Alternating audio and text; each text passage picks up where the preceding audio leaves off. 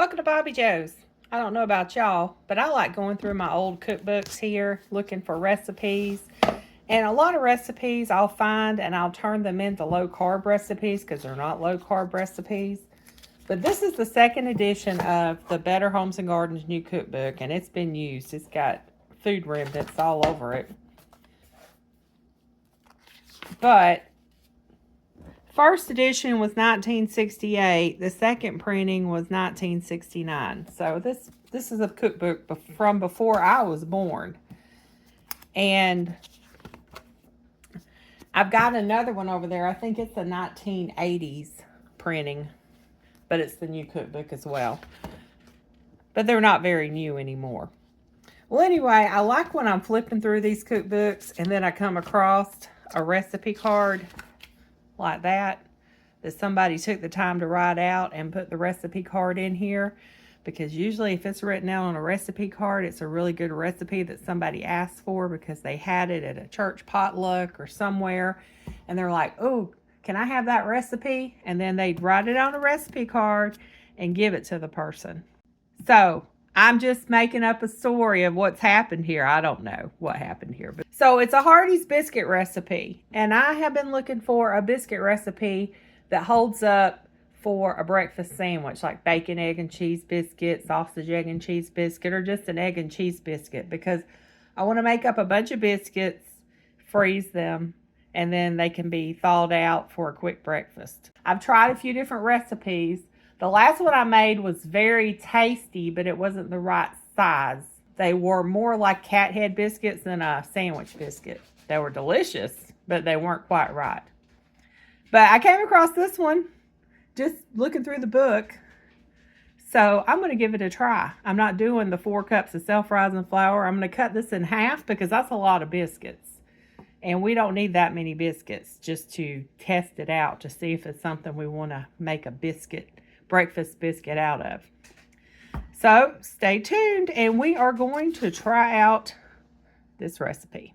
I'm getting my ingredients together. I'm halving this recipe, so we're going to do 2 cups of self-rising flour. It normally calls for 4 cups. 3/4 a cup of shortening, so half of 3/4 a cup would be 3/8 a cup. How do you do 3/8 a cup? Well, you can get your 1/8 measuring cup and do 3 of those.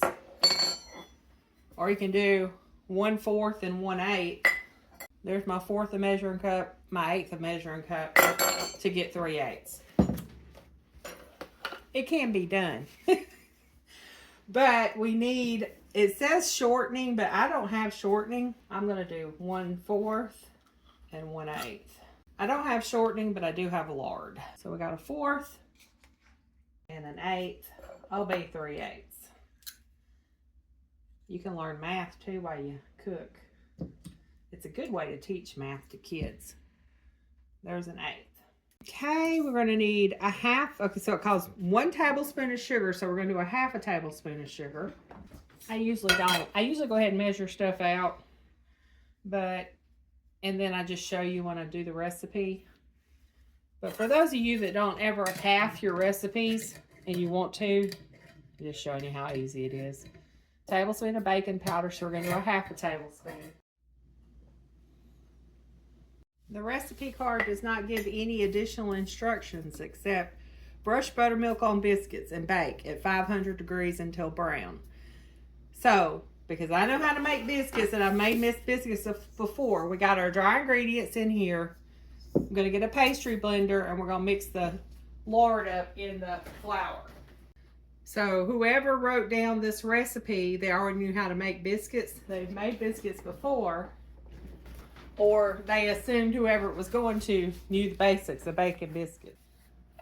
Since it gives me no more details as far as how many biscuits this makes, anything like that, I don't really know how many biscuits this is going to make. I'm not going to use my 12-inch skillet. I'm going to use my 10-inch cast iron skillet for these biscuits because I'm not sure how many it's going to make. And I know it's not going to make enough to, I'm assuming it's not going to make enough to fill up the 12-inch skillet since there's only 2 cups of flour. All you do is take the pastry blender and you just blend the shortening or lard into the flour. or butter, whatever you're using. It's the same way for every biscuit recipe.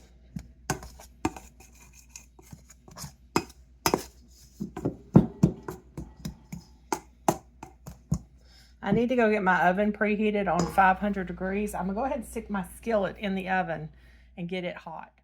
I do not have any grease in my skillet. I am just putting my dry skillet in there to preheat because 500 degrees is a high temperature and I don't want my house smoked up.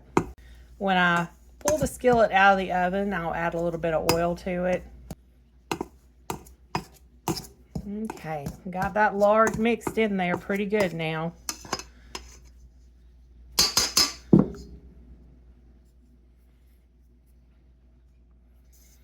And if you don't have a pastry blender, you can use a fork. You can even use your fingers. Just make sure they're good and clean. Because if you use dirty hands, the YouTube police will come after you. Even if they don't know if they're dirty or not, they'll still come after you. We've used the flour, the shortening, the sugar, and the baking powder. The only thing we got left is 2 cups of buttermilk, which is going to be 1 cup of buttermilk because I'm halving it. And I went and bought a thing of buttermilk just because I've been experimenting with biscuit recipes. And there's my buttermilk. If you're making biscuits and you don't have buttermilk, you can take a cup of whole milk and add a tablespoon of lemon juice or vinegar to it and let it sit about 5 minutes and it'll get thicker like buttermilk. It's a good thing to use if you don't have any on hand. Buttermilk is always the best, but it can be substituted when you don't have it on hand. All right, there's our cup of buttermilk. I'm gonna leave it out because we're gonna need it to brush the top of the biscuits. Now we're just gonna mix everything together.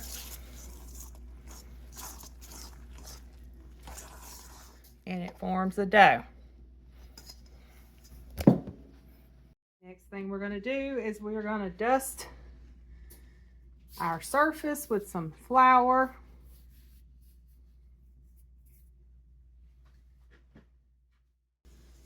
We're just gonna put our dough on the counter.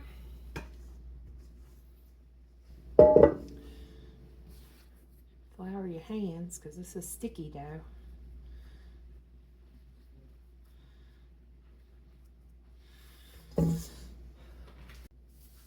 And for biscuits, I do not roll them with a rolling pin.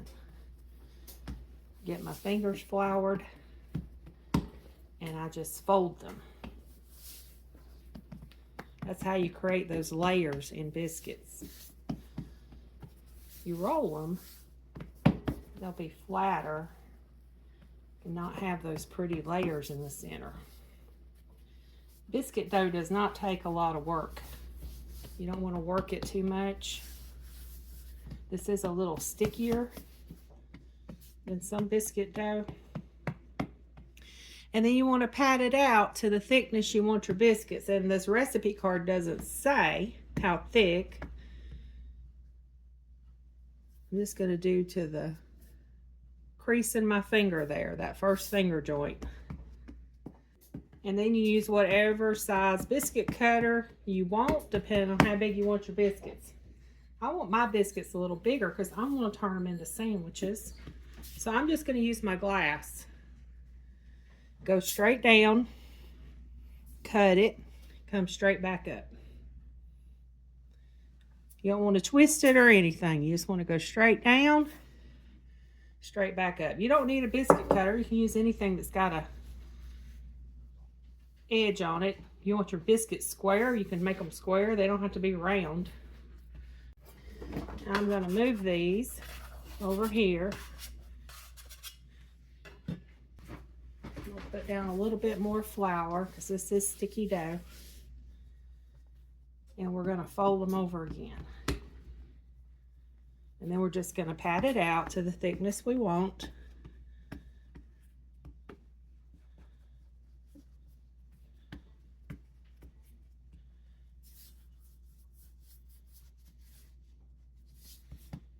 Like that. And we're going to go down and up. We got a pretty biscuit there. My skillet is very hot. If you can see it, it's smoking. I'm gonna put a little bit of lard in the bottom just to grease it. Even though my skillet's gonna end up smoking, because lard smoke point is about 350 to 400 depending on how well it's rendered. And we're going to cook this on 500, but it'll melt quickly because the skillet's so hot.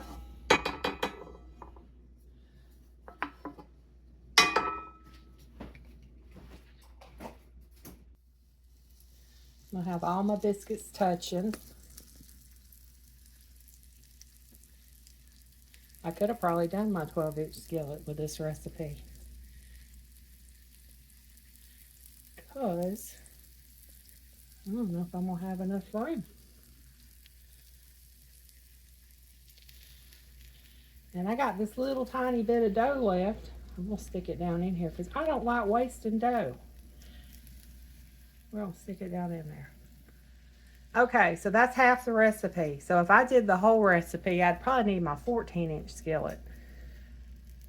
We're gonna see how these turn out. They're gonna go in the oven until they're golden brown, which at 500 degrees is gonna be pretty quick. No, we're not. I just forgot. There was a step in the recipe I just forgot. I forgot it, but I remembered it just in time. You wanna take some buttermilk and you wanna brush buttermilk over the top of the biscuits. Then we're gonna stick it in the 500-degree oven. Probably about 10 minutes or less, but we'll see how long it takes.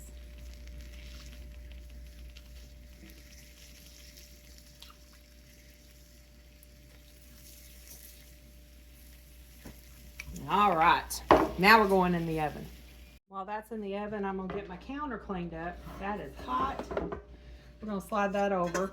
I just take my bowl and I put it on the side of my workbench here, and I get my bench scraper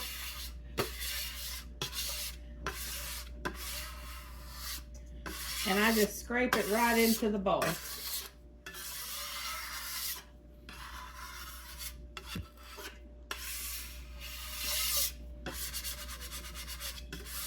And it cleans it right off. And then we just pour this in the garbage can. And then I'm gonna get a hot soapy rag and I'm gonna wipe it down. See, now it's all clean. Let's pull our trivet back out here so we can get a good video of those biscuits when they come out of the oven. They are smelling so good. So let me get them out of the oven. I'm gonna leave them in there for another minute or two. They're light brown. I want them a little bit darker. They've been in the oven for 12 minutes on 500 degrees. And that's what they look like. Look pretty good. I'm gonna brush some butter over the top. Now the question is, should I left them in another minute or two to get just a little bit darker and crispier on the outside, or if this is gonna be perfect? We will see. Need to check the bottoms, see what the bottoms look like. I'm debating on whether to put them back in the oven for a minute or two, but I'm not going to. I'm going to see how these are.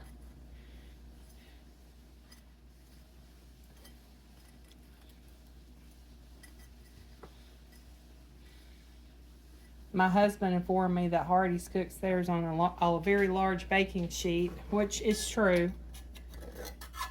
I don't have a baking sheet I would trust in my kitchen at 500 degrees.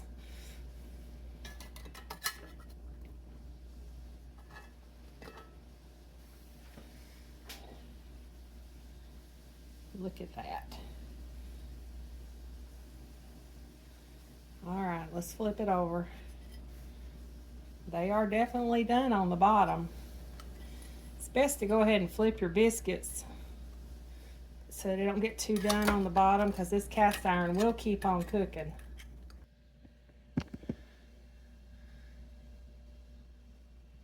That is a good thick biscuit.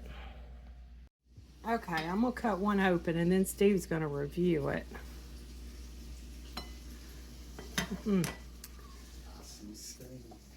That is good and fluffy on the inside. Seems to be holding together. I haven't put any butter or jelly on the inside because I want you to get the full effect of just the biscuit. It's been buttered on top.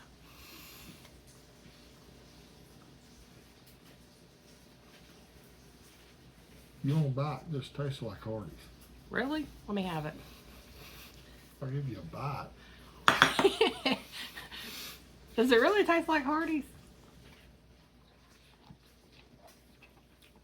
The texture and everything. I think we've got our biscuit. Yeah.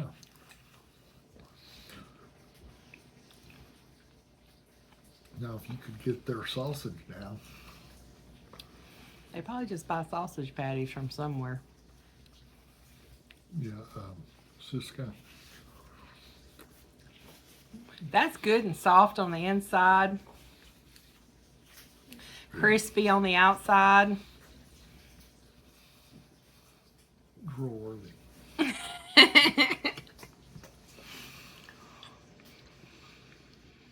Okay, so this is going to be my sandwich biscuits to make the bacon, egg, and cheese. Yeah. And they're a little crumbly, but so is Hardee's. Yeah, but when Hardee's cool down, they get very crumbly. And I imagine these will as well, because of the texture being Hardee's. Well, whoever wrote out the recipe card, they may have worked at Hardee's or something. Who knows? Mm-hmm. I use lard instead of shortening, but it's got the same consistency, so. Okay, I'm going to make some sausage gravy to go with our biscuits. Thanks for your review. Thank y'all for watching. Have a blessed day.